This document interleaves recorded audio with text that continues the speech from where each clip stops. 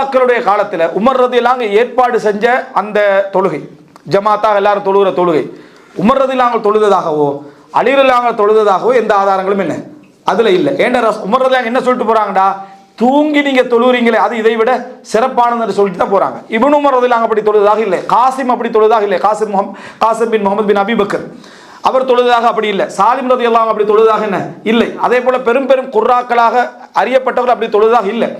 பிழை என்பதற்காக அல்ல, இது பிழை என்பதற்காக அல்ல, இது எதற்காக வந்திருக்குது உங்களுக்குண்டா, நம்மளால எங்கள்கிட்ட மிகப்பெரிய குர்ஆன் இல்லை, எங்களுக்கு ஓதுறதுக்கான என்ன அதாவது மனநம், மிகப்பெரிய குர்ஆன் இல்லைன்னு மனநம் இல்லை, இந்த மாதிரியான ஒரு சிச்சுவேஷன் இருக்கிற காரணத்தின் காரணமாக நாங்கள் என்ன செய்கிறோம் அங்கே தொழுறோம். ஆனால் பல சலஃபு அறிஞர்கள் எப்படி சொல்றாங்கடா, 10 வசனம் 10 சூறா உனக்கு தெரிந்திருந்து அதை இரவு முழுதும் நீ திருப்பி திருப்பி ஓதுவ உனக்கு சிறந்தது, அதை இரவு முழுதும் நீ திருப்பி திருப்பி ஓதுவது உனக்கு சிறந்தது, இதை விட இந்த மாதிரியான ஒரு நிலைமை விட உனக்கு சிறந்ததுன்றாங்க. எனவே உங்களுடைய முயற்சிகளை அந்த ஜுஹூதுகளை எடுப்பதற்கான ஒரு மிகப்பெரிய முயற்சி எடுக்க வேண்டும்.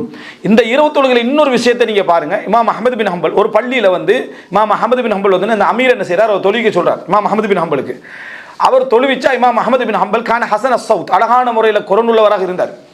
அதனால் அவர் தொழுவிக்கிறார், தொழுவித்தா பள்ளி நிரம்பி வழியுது. 1-2 நாள் பார்க்குறாரு, பள்ளி நிரம்பி வழியுது.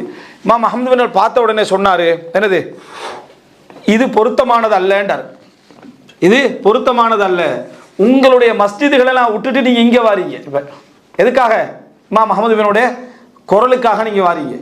அப்போ அந்த மஸ்ஜிது காலியாகும், இந்த ஒரே நிபந்தனை, அந்த மஸ்ஜிது காலியாகுமாக இருந்தால் அல்லது அந்த மஸ்ஜித் கிரௌடு குறையமாக இருந்தால், அதாவது வீட்டுக்கு பக்கத்தில் நம்ம தொழுகிற இடத்துக்குள்ள நல்ல மஸ்ஜித், குர்ஆன் சுன்னா அடிப்படையில் இருக்கக்கூடிய ஒரு மஸ்ஜிது குறையுமாக இருந்தால், குரலுக்காக வேண்டி இந்த பக்கத்துக்கு என்ன நம்ம வாரதாக இருந்தால் இது கூடாது, அங்கே குறையாது, அங்கேயும் நிறைய மக்கள் தொழுவாங்கன்றா அது பிழை கிடையாது. சரியா?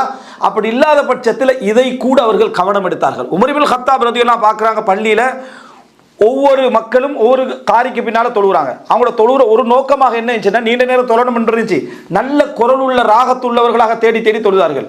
அப்போ ஒரு உமர்லாம் சொல்றாங்க, குர்ஆனை பாட்டாக நீங்க எடுத்துக்கொண்டீர்கள்னு சொன்னாங்க.